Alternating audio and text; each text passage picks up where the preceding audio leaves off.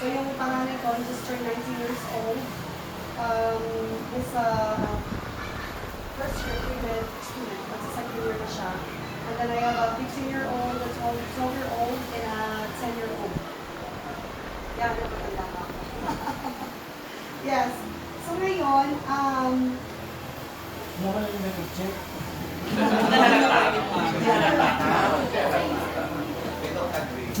yes.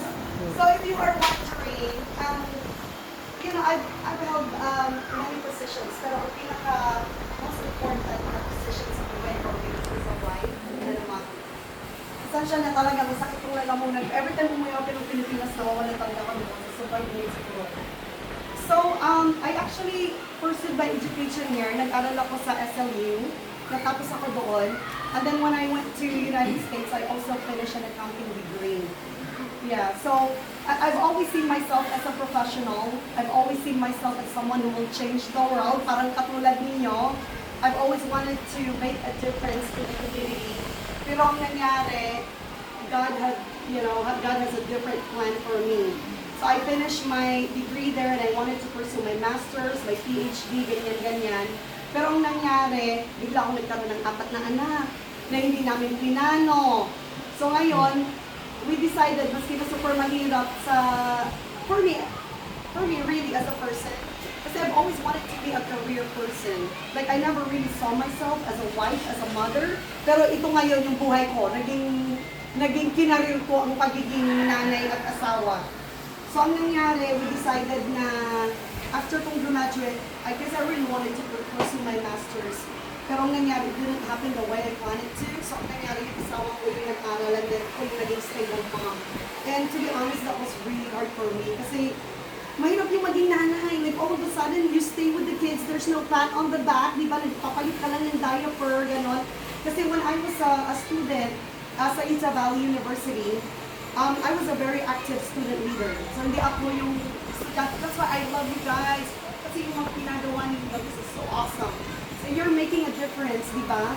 Like, even before you guys become an adult, talagang marami na kayong ginagawa, di ba? So, that's what I did when I was at Utah Valley University. Parang nag-isa lang ako na Pilipino doon.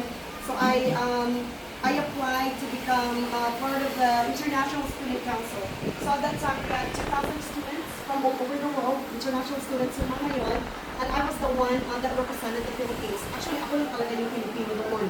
So when I was there, that's how I pursued my education as a student.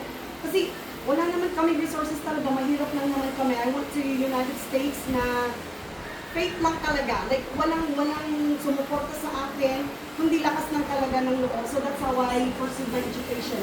So I got full scholarship from being a student leader. So I worked with many leaders, with the president of the school. Right now, Utah Valley University is the fastest growing school in the United States. It has, I think, at least 50,000 students now, including online. And ang nakakatuwa doon, yung recent president namin na Pilipino siya. Very short lady. Oh my gosh, she's writing a book right now. Makikita niyo yun. All the way from the slums of Leyte. Grabe din yung naging kwento ng buhay niya. Like, super short lady. So, ang nangyari, I started a lot of initiatives when I was a student there. Ako yung nag-start yung mga community service projects for the international students. I started yung, nag-start yung Korean night, Japanese night, Middle East night, karaoke night, lahat na. Pasayawan night, lahat na ng mga ako yung nag-start ng mga initiatives na yun. And I'm very proud to say na maski nag-graduate na ako doon. Until now, like, they still contact me kapag may mga kailangan silang tulong. So that's why very close talaga sa puso ko yung community service. Like, that is my love language. Like, I've always believed that for a person doesn't have to be rich. You don't have to be mayaman for you to be able to make a difference. Because there's a lot of things that we can do. Yung talents ninyo, yung resources ninyo, hindi lang naman pera yan eh, di ba? Yung time ninyo, di ba? Like, there's always something that you can do. You don't have to be rich. So,